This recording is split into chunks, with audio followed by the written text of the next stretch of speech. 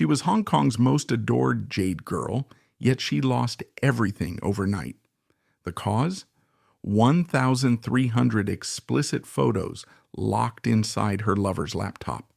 In 2008, Gillian Chung shocked all of Asia, not with her talent, but with the brutal exposure of her most intimate moments. Loving a bad boy like Edison Chen cost her more than just tears. It became a cruel reality. One photo taken, a lifetime of bowing her head. Let's revisit the first true scandal of the digital age and see how it utterly destroyed a superstar. Born in Hong Kong as Cheung, Gillian was a survivor of loss before she could even speak, her father passing away when she was just 1 year old. This was not merely a biographical footnote, but the psychological cornerstone of her entire life. As growing up without a father figure in a traditional Chinese society left a void, a specific hunger for protection and male validation. Her youth was marked by constant movement, shuffled between foster families and relatives in Mongkok and Yuen Long, while her mother struggled to make ends meet. Living as a guest in other people's homes taught her a brutal lesson in survival. Be adaptable, be quiet, and be pleasing. She learned to lower her head and make herself invisible to avoid rejection, a people-pleasing trait that would evolve from a survival mechanism into a fatal flaw in her adulthood. It created a woman terrified of abandonment, finding it nearly impossible to say no to those she loved, a compliance that would later make her vulnerable to the reckless demands of a partner. By the time she reached her late teens, Gillian possessed a stunning melancholic beauty that caught the eye of the Emperor Entertainment Group. In 2000, she signed a contract with what was essentially a celebrity factory run by the tycoon Albert Jung and the iron-willed manager Manny Fock. EEG's business model was ruthless. Find young, pliable talent and mold them into whatever the market demanded. In 2001, the market demanded purity. Pairing Gillian with the energetic Charlene Choi to form twins, the company engineered a sensation that was less about music and more about a cultural archetype.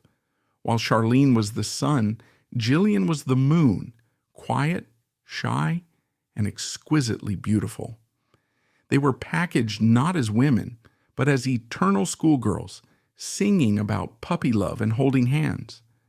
This was the construction of the Jade Girl, a rigid cultural box representing untainted femininity and filial piety. Gillian became the ultimate manifestation of this ideal, her face plastered on billboards endorsing everything from eye drops to government campaigns. Parents saw a daughter to protect. Boys saw a first love they never touched. However, the maintenance of this crystal castle required total, suffocating control. The EEG machine managed every aspect of her existence, dictating her modest wardrobe, her polite public statements, and most crucially, her romantic life. The love ban was strictly enforced because a boyfriend implied intimacy, and intimacy shattered the lucrative fantasy of the sexless idol. For Gillian, this created a schizophrenic existence. By day, she was the nation's darling, insisting in interviews that she was too silly to understand romance. By night, she was a lonely young woman in her 20s, returning to an empty apartment. She was an introvert, forced to perform extroversion, a woman with adult emotional needs, forced to perform prepubescent innocence. The disparity between the product and the person widened daily, and she had to hide her true self to keep the machine running. It is in this context of extreme repression and professional isolation that the bad boy, Edison Chen, entered the narrative. Also signed to EEG, Edison was the antithesis of everything the company stood for: rebellious, Western-educated, and openly disdainful of the idol game. To Gillian, who had spent her life following orders. Edison represented absolute freedom. Their relationship was an open secret within the industry, but hidden from the public to preserve the Jade Girl mask.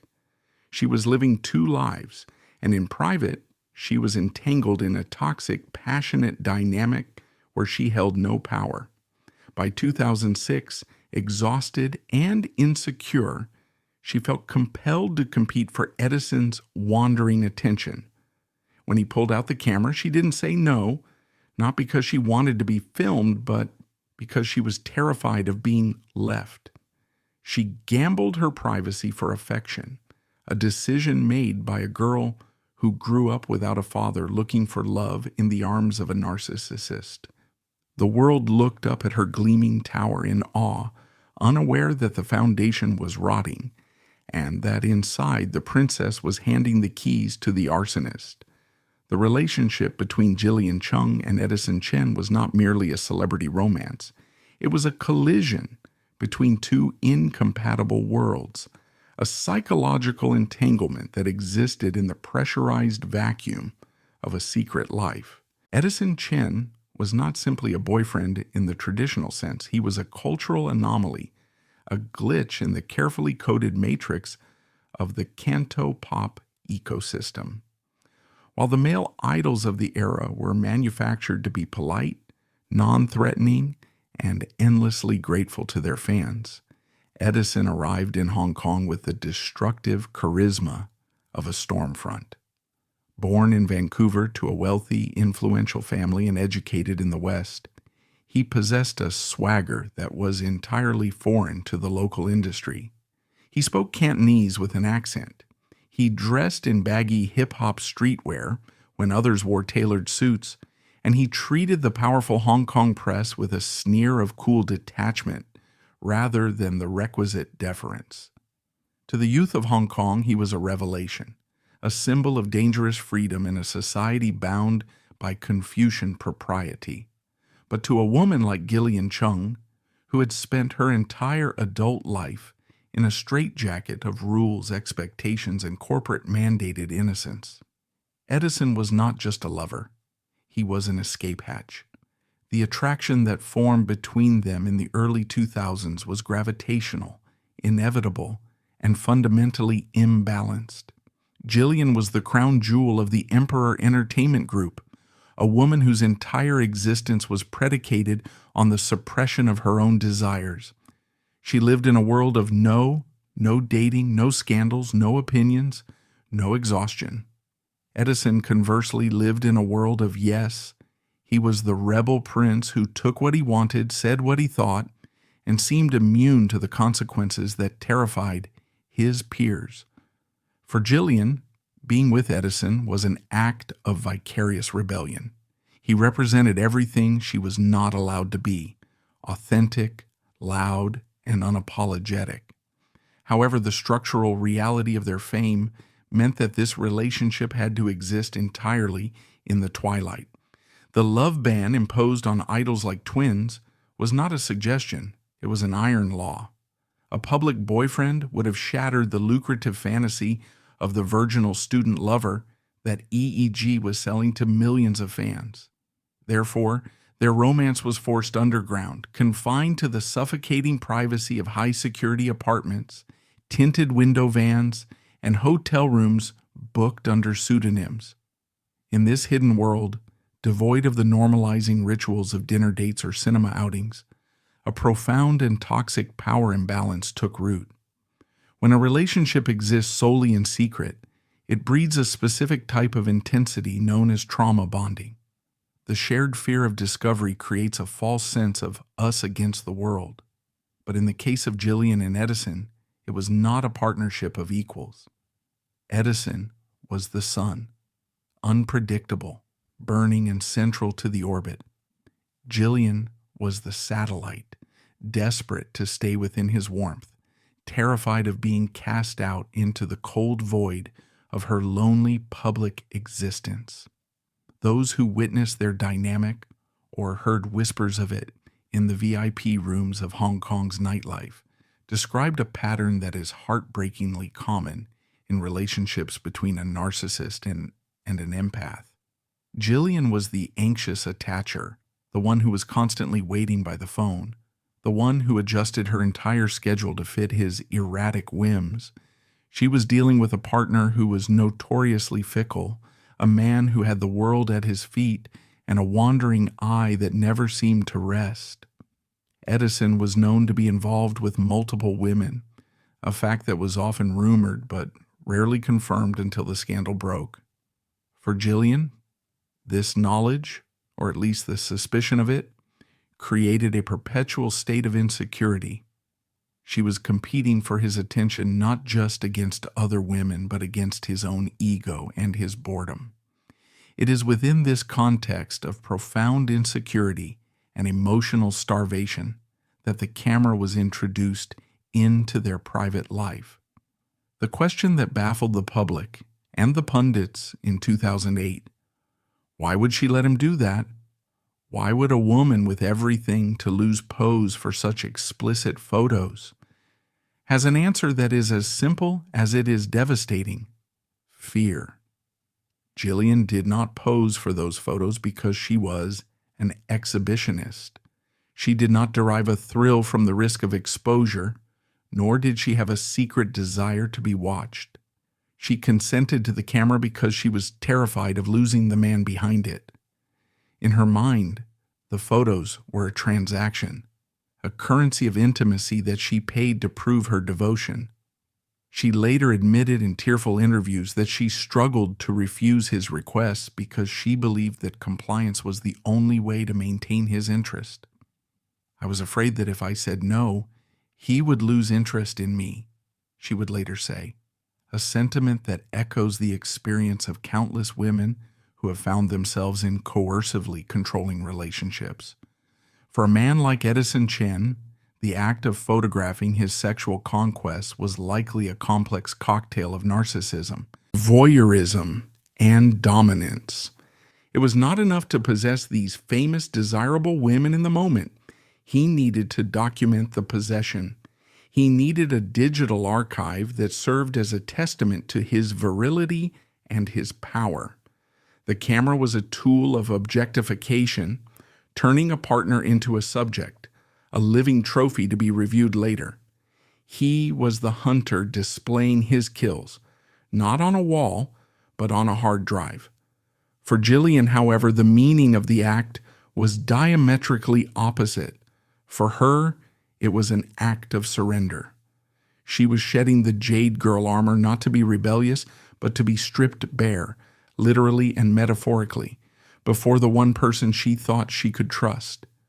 She mistakenly believed that the secrecy of their relationship guaranteed the safety of their secrets. She projected her own values of loyalty and discretion onto a man who treated digital security with negligent arrogance. She loved him with a desperation that blinded her to the reality of who he was. A man who would leave a laptop full of nuclear secrets at a repair shop without a second thought.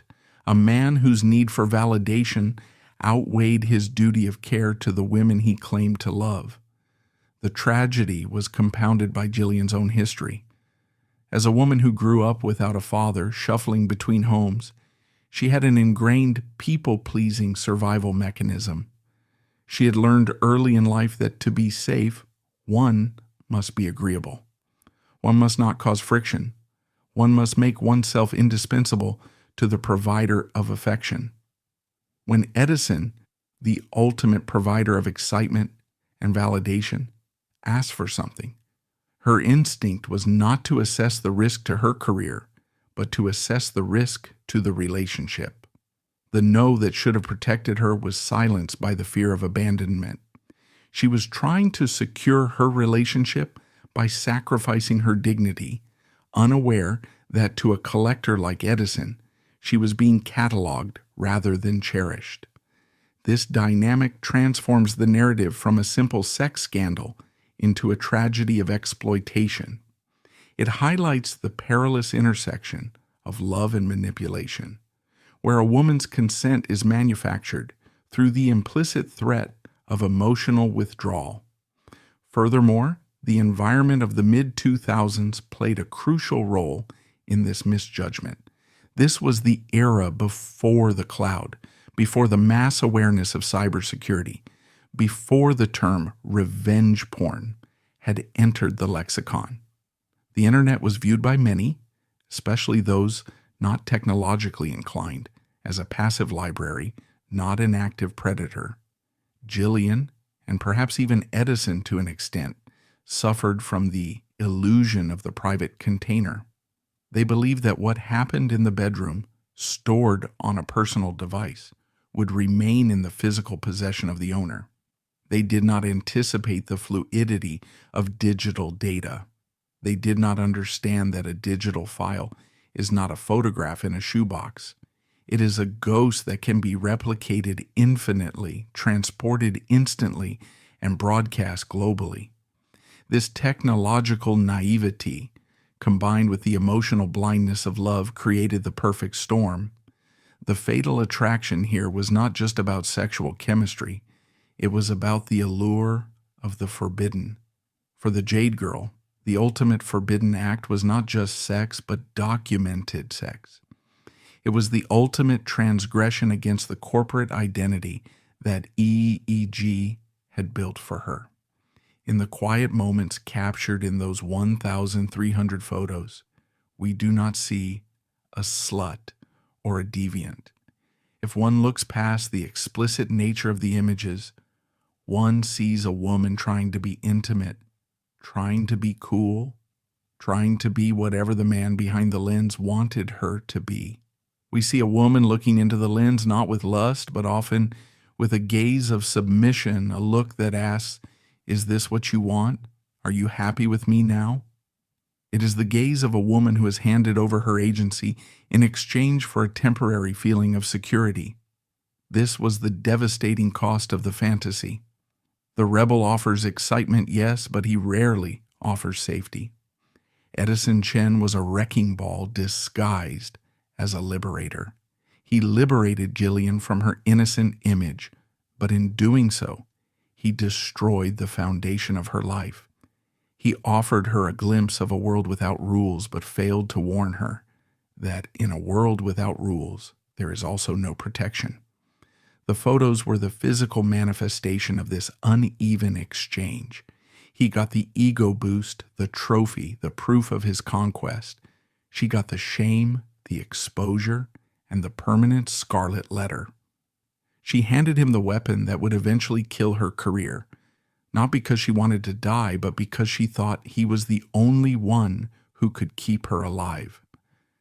In the silence of those bedroom moments, the Jade girl ceased to exist, replaced by a frightened young woman trying to hold on to smoke with her bare hands, unaware that the fire was already spreading, and that the man she loved was holding the match. The destruction of Gillian Chung's life did not begin with a scandal. It began with a technical malfunction.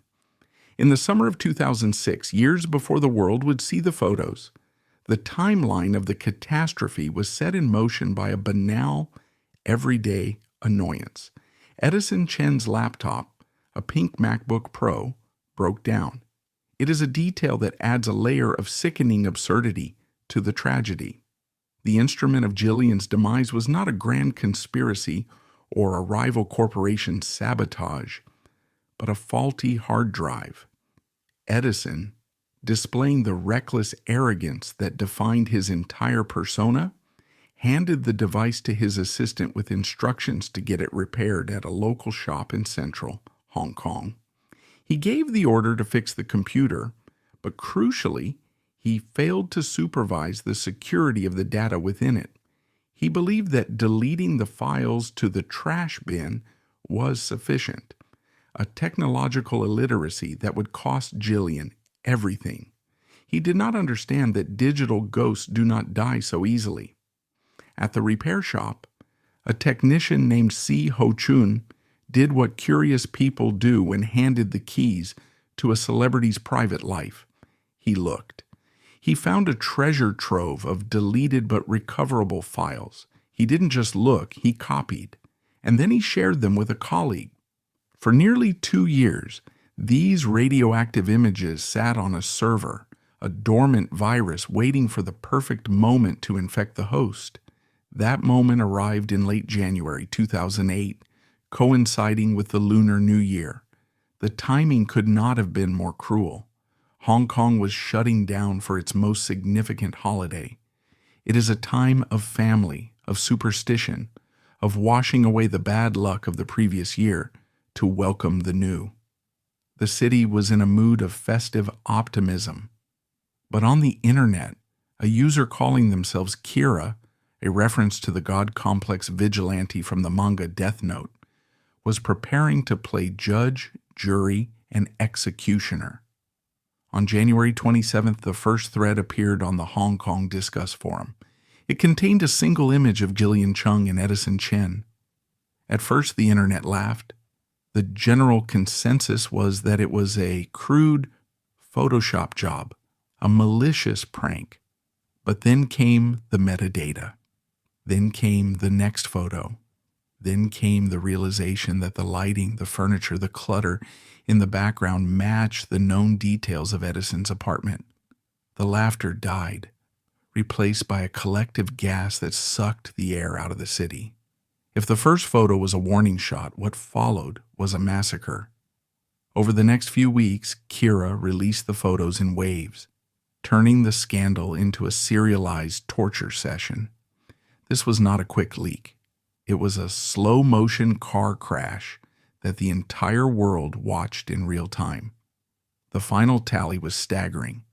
Over 1,300 explicit photographs featuring multiple women. But while celebrities like Bobo Chan and Candace Chan were also implicated, the public obsession fixated almost exclusively on Gillian Chung. This is where the sheer volume of the leak, the 1,300 cuts, became the instrument of her specific torture. It wasn't just nudity. It was the variety and the intimacy of the acts depicted that shattered the public's psyche. The photos showed Gillian in various costumes, in compromising positions, looking directly into the lens with a mix of affection and submission. They dismantled the Jade girl myth not by chipping away at it, but by nuking it. The contrast was too violent to process. The girl who sang about holding hands was seen engaging in acts that conservative Hong Kong society deemed deviant. The sheer quantity of the images proved that this wasn't a one-time mistake or a moment of drunken indiscretion. It was a lifestyle. It was a documented history of a sexual relationship that directly contradicted every interview she had ever given. The psychological impact on Gillian during those first few days is almost impossible to imagine. She was effectively trapped in a fishbowl that was being filled with acid. While the internet traffic was so high that it crashed servers across Hong Kong, Gillian barricaded herself in her home. She was battling a severe fever at the time, her physical health collapsing along with her reputation.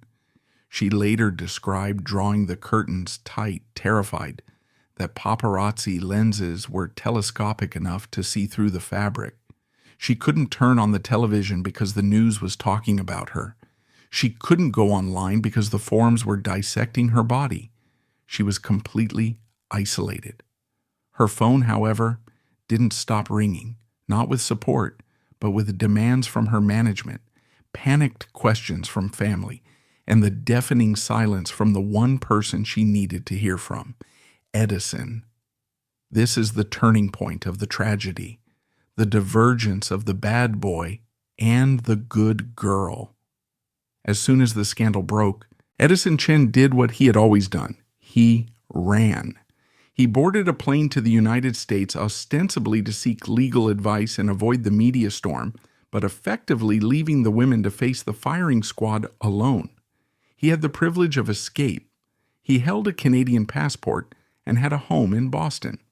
He could physically remove himself from the epicenter of the shame. Gillian did not have that luxury. She was a daughter of Hong Kong, her entire life and career tethered to the city. She was left behind to answer for the sins of the man who had fled. The unfairness of this dynamic is stark. The architect of the archive was safe in a different time zone, while the subject of the archive was left to drown. The public anger, unable to reach Edison, redirected its full force onto the most visible target remaining, Gillian. The media siege was medieval in its ferocity. Reporters camped outside her building 24 hours a day, climbing trees and renting cranes to get a glimpse into her window. The tabloids ran special editions, analyzing the photos with forensic scrutiny, consulting body language experts to claim that Gillian looked like she enjoyed it, thereby stripping her of the status of a victim. They framed her not as a woman whose privacy was violated, but as a liar who had been caught. The narrative shifted from who stole these photos to look at what a hypocrite she is. This victim blaming was fueled by the 1,300 cuts. Each photo was treated as fresh evidence of her duplicity. The sheer visual overload desensitized the public to her humanity. She ceased to be a person. She became a meme, a folder on a hard drive, a cautionary tale. The Jade girl was dead, her body left on display for the amusement of a bored and cruel populace. In those dark nights of February 2008, Gillian Chung contemplated suicide. She has spoken since about the crushing weight of the shame, the feeling that there was no future where she wasn't a punchline. She felt she had humiliated her mother and destroyed her partner Charlene Choi's career. The guilt was overwhelming. The bad boy had promised her love and excitement, but he had delivered a nuclear winter. As she sat in the dark, watching her career disintegrate, she realized that the photos were not just images. They were a life sentence. The camera shutter that clicked in the privacy of a bedroom years ago had echoed into a gavel banging down a guilty verdict, and she was the only one standing in the dock.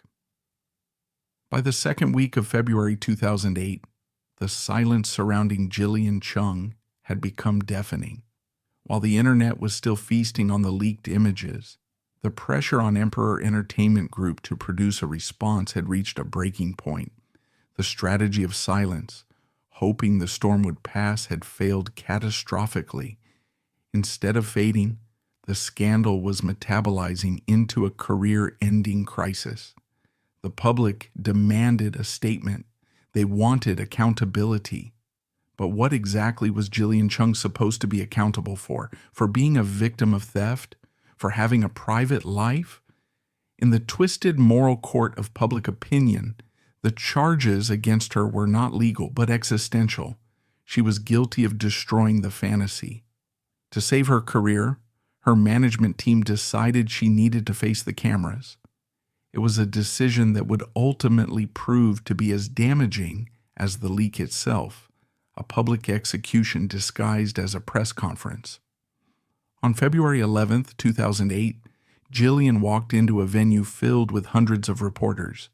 The atmosphere was less like a media event and more like a tribunal. She appeared without Edison Chen, who was still in hiding in the United States, and without her partner, Charlene Choi, standing alone in the crosshairs of a hostile press corps. Her appearance was meticulously calculated to evoke sympathy. She wore no jewelry, her makeup was minimal, and her demeanor was fragile. However, the script she had been given, or perhaps the defense mechanism she had constructed for herself, was fundamentally flawed. When she leaned into the microphone, forcing a smile that looked more like a grimace of pain, she uttered a phrase that would haunt her for the rest of her life, a phrase that would become a cultural meme of mockery across the Chinese-speaking world. I admit that previously, I was very silly and very naive. In Cantonese, the phrase was ho so ho tin zan. It was meant to be a plea for understanding. Gillian was attempting to contextualize the photos, not as the acts of a deviant woman, but as the mistakes of a young, foolish girl in love. She was trying to bridge the gap between the Jade girl image and the graphic reality of the photos by claiming that she had been manipulated by love, that she was a victim of her own innocence. Under normal circumstances, this might have worked, but these were not normal circumstances. The public, having spent weeks scrutinizing 1,300 photos that depicted a woman who was sexually adventurous, confident, and clearly an active participant, rejected this narrative with visceral anger. To them, the silly and naive defense felt like gaslighting. It felt like she was insulting their intelligence. The photos showed a woman, the press conference showed a child. The dissonance between the two was too great to bridge, and the apology was interpreted not as contrition, but as a cynical business move to save her endorsements. The backlash was immediate and nuclear. Instead of generating sympathy, her words poured gasoline on the fire. The phrase, "too simple, too naive," was plastered across headlines, printed on t-shirts, and used as a punchline in variety shows. It stripped her of the one thing she desperately needed: dignity. By trying to cling to the remnants of her innocent persona, she inadvertently solidified the public's perception of her as a hypocrite. The criticism was steeped in a deep cultural misogyny. When Edison Chen eventually emerged weeks later to give his apology, he announced his indefinite retirement from the Hong Kong entertainment industry.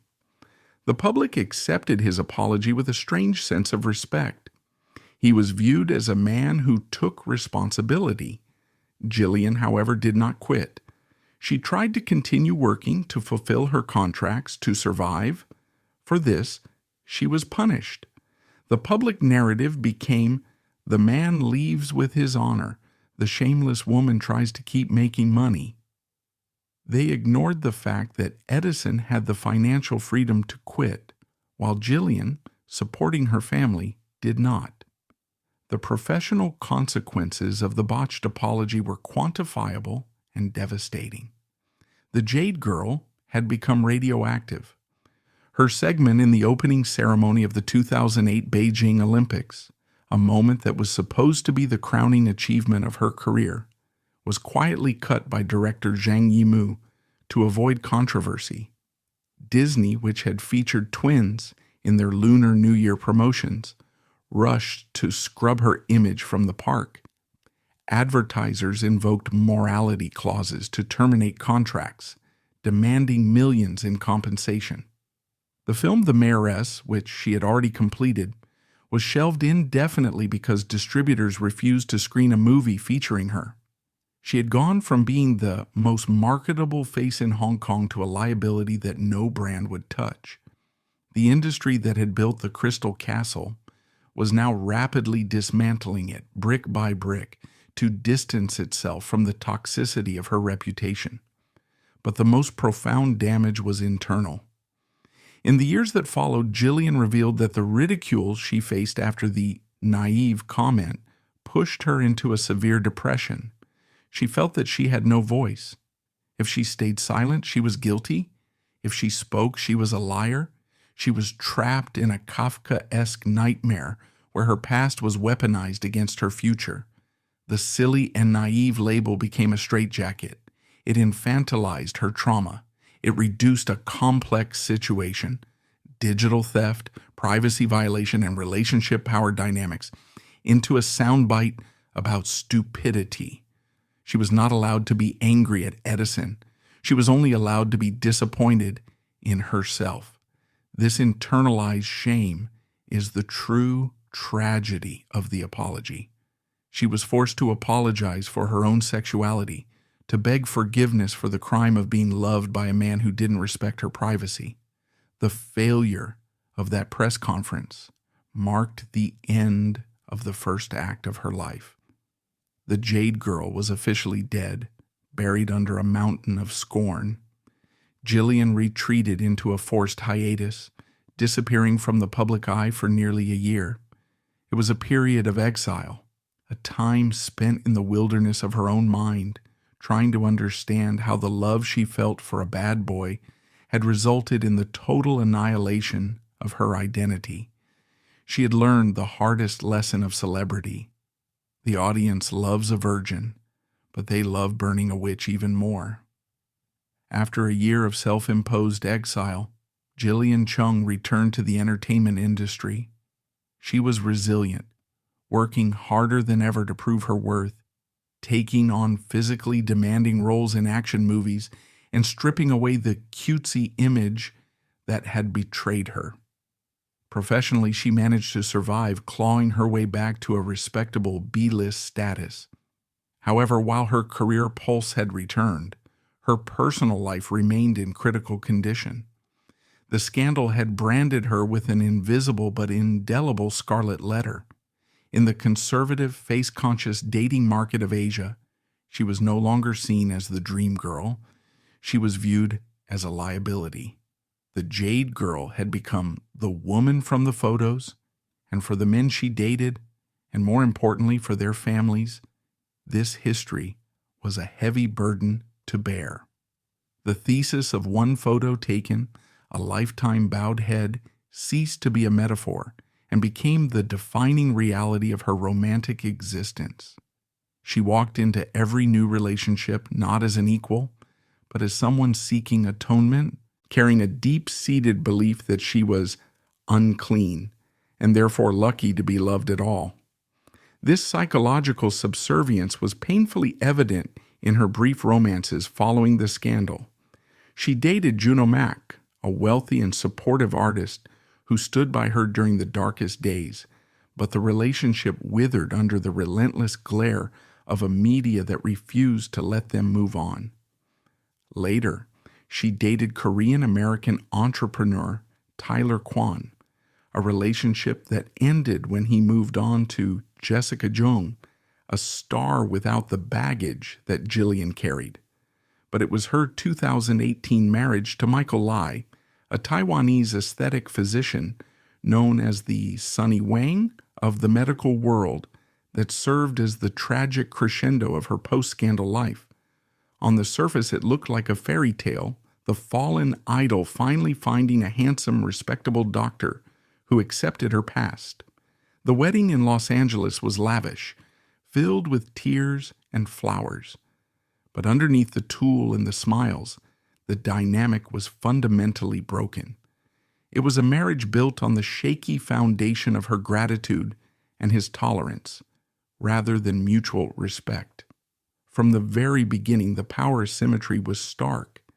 Gillian, despite being the wealthier and more famous partner, adopted a posture of extreme humility. In interviews, she revealed heartbreaking details about their domestic life. She admitted that she was afraid to use her own money to buy luxury bags because she didn't want to hurt his male pride or make him feel inadequate. She financed the wedding herself, essentially paying for the privilege of being a bride. She spoke of trying to suppress her own personality to fit into his world, terrified that any friction would lead to him leaving. The bowed head was visible in every interaction. She was walking on eggshells in her own home.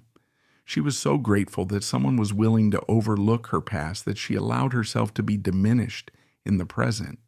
She was trying to buy respectability with compliance, operating under the tragic delusion that her history made her unworthy of unconditional love. The public scrutiny on Michael Lai was intense and perhaps unfair, but it also exposed the fragility of their bond. Every time they argued, the tabloids would drag up the 2008 scandal, implying that he was a saint for taking her in. This external pressure seeped into the marriage. Michael, for his part, seemed to enjoy the spotlight that came with marrying a star, yet he reportedly struggled with the magnitude of her fame and the shadow of her past. Friends whispered that he would occasionally make insensitive jokes about her history, the kind of negging that chips away at a person's self-esteem. For Gillian, who was already battling deep insecurities, this confirmed her worst fear, that no matter how good a wife she was, the photos would always be the third person in their marriage. The relationship was not a partnership. It was a continuous act of penance on her part. She was trying to wash away the digital stains of 2008 with the domestic devotion of 2018. But the stain was not on her skin. It was in the eyes of the world. The marriage collapsed after just 14 months. The divorce in 2020 was messy and public, with Michael writing a long performative breakup letter on social media that painted himself as the heartbroken victim who loved her more than she loved him. He claimed she didn't love him enough, a statement that, while possibly true, missed the deeper context. Gillian was likely incapable of the kind of open, trusting love he wanted because her capacity for trust had been obliterated 12 years prior. She had forced herself into the marriage not because she was passionately in love with Michael, but because she was in love with the idea of being a wife. She wanted the title. She wanted the social validation that comes with marriage, the proof that she was marriageable despite everything.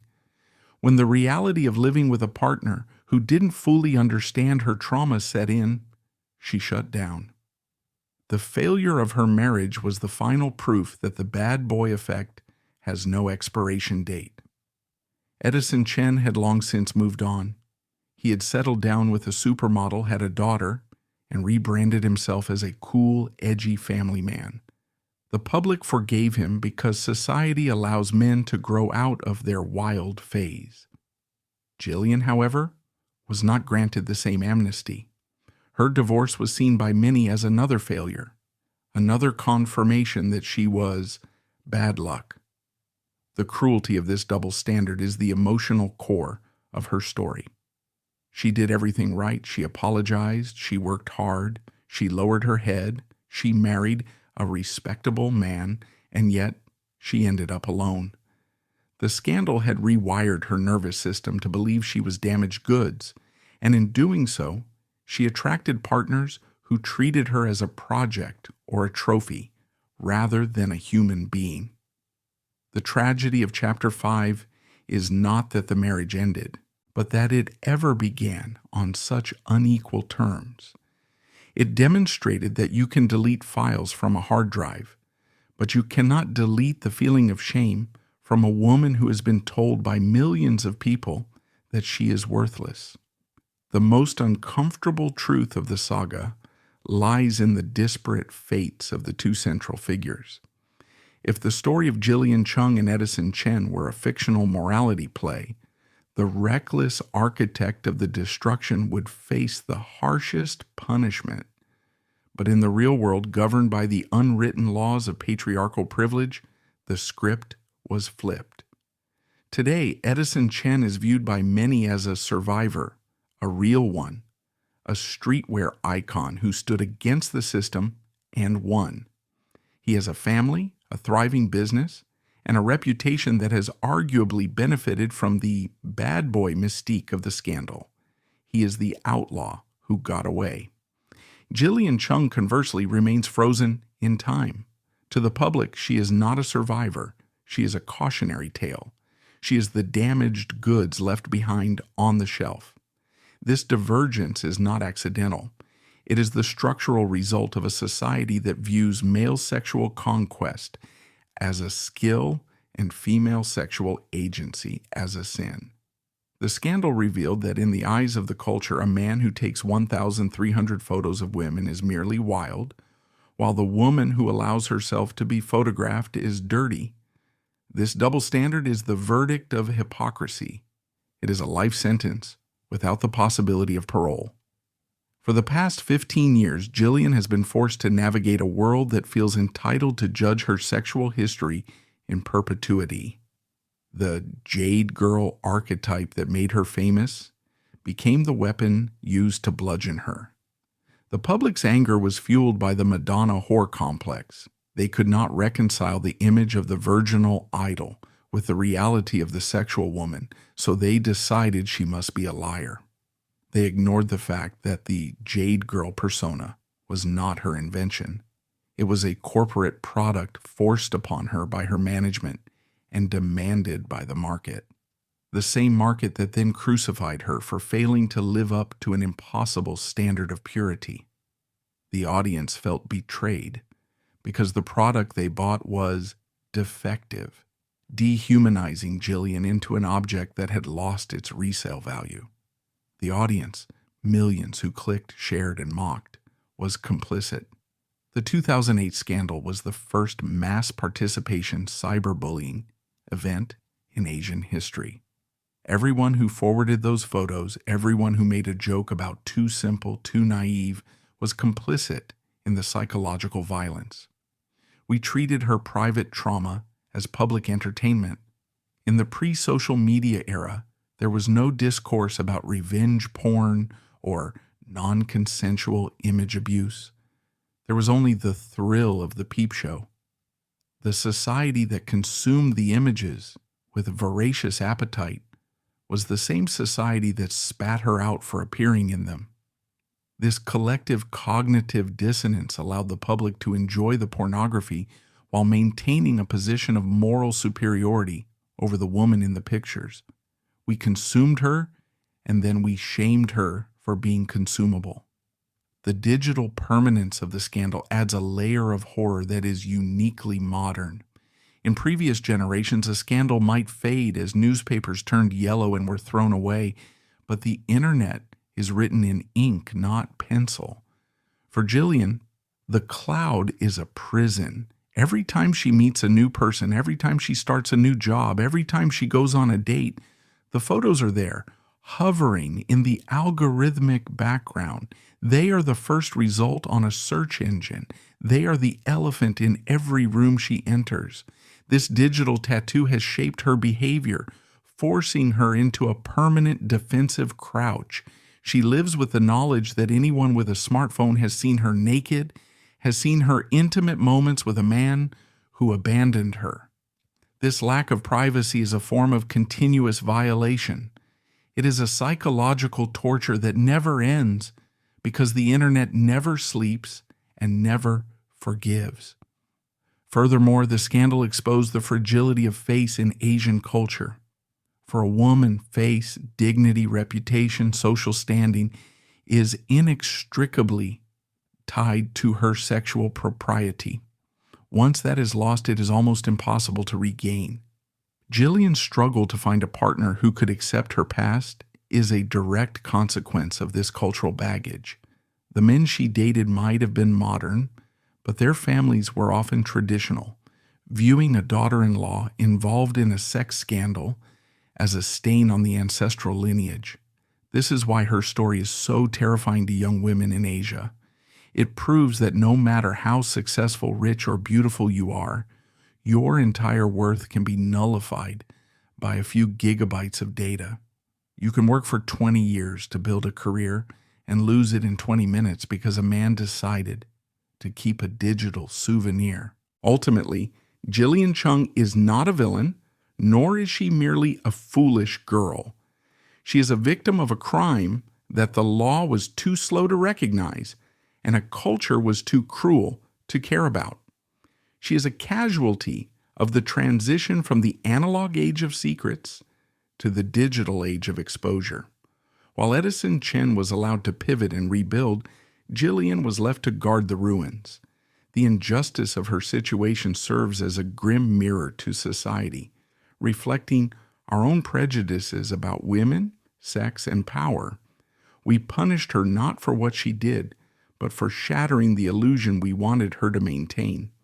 And in doing so, we sentenced her to a lifetime of bowing her head, carrying a shame that was never hers to bear. As the curtain falls on this 15-year saga, we are left not with a resolution, but with a haunting silence.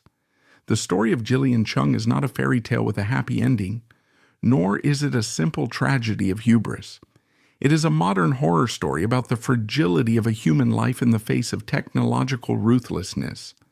We began this journey by looking at the construction of the Jade Girl, a porcelain doll built by an industry to be worshipped. We end it by looking at the woman who survived the shattering of that doll. Gillian Chung is still here. She is still working, still filming, still appearing on variety shows. She survived the suicide ideation, the media siege, and the public humiliation. But survival is not the same as healing. If you look closely at her today in the quiet moments between the scripted laughter of television appearances, you can still see the flinch.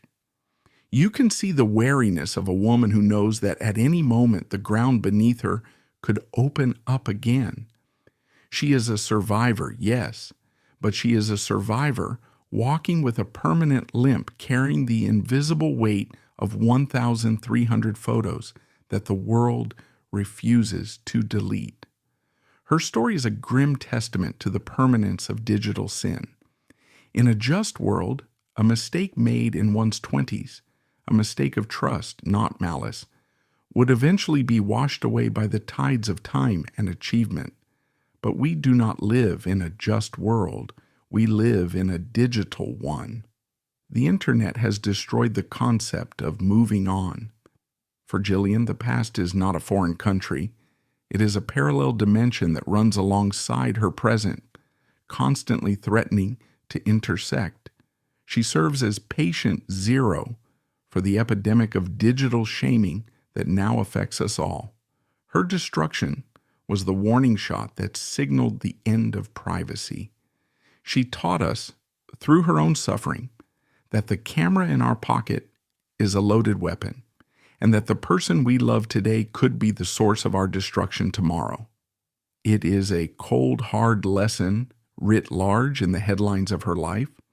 Trust is the most dangerous luxury of the modern age. Society itself was complicit. The tragedy was not just authored by negligence or malice. It was sustained by the audience's appetite. Millions clicked. Millions demanded she apologize for her own victimization, laughing at her awkward defense instead of recognizing a girl being dismantled on live television. The story holds a mirror up to society's face, and the reflection is ugly. It shows a culture that demands purity from women but consumes pornography with voracious greed. It shows a society that loves to build idols only so it can enjoy the spectacle of tearing them down. Until we acknowledge this collective cruelty, until we learn to view leaked intimacy as a crime rather than entertainment, there will be more Gillian Chungs. There will be more women forced to bow their heads for the crime of being human. Ultimately, the legacy of this scandal is a scar on the cultural history of Hong Kong. It marked the death of innocence for an entire generation. The Jade Girl era ended not with a whimper, but with the click of a mouse. But perhaps in the debris of this disaster, there is a final quiet note of grace. Gillian Chung refused to disappear. She refused to let the shame kill her, even when it felt like the easier option. She continued to stand up day after day, facing a world that had seen her naked and judged her wanting. There is a profound, tragic dignity in that persistence. She may never regain the face she lost in 2008, and she may never find the fairy tale love she dreamed of, but she possesses a resilience that is far more real than the innocent image she once sold. Her story is not a simple morality play about sex. It is a tragedy of trust, privacy, and the brutality of a culture that demands purity from women while consuming their humiliation as entertainment. Gillian Chung served as patient zero for the era of digital shaming, teaching the world a cold, hard lesson. In the modern age, the camera is a loaded weapon, and trust is the most dangerous luxury of all. The photos belong to the internet, but her life belongs to her. And maybe, just maybe, it is time for us to let her lift her head.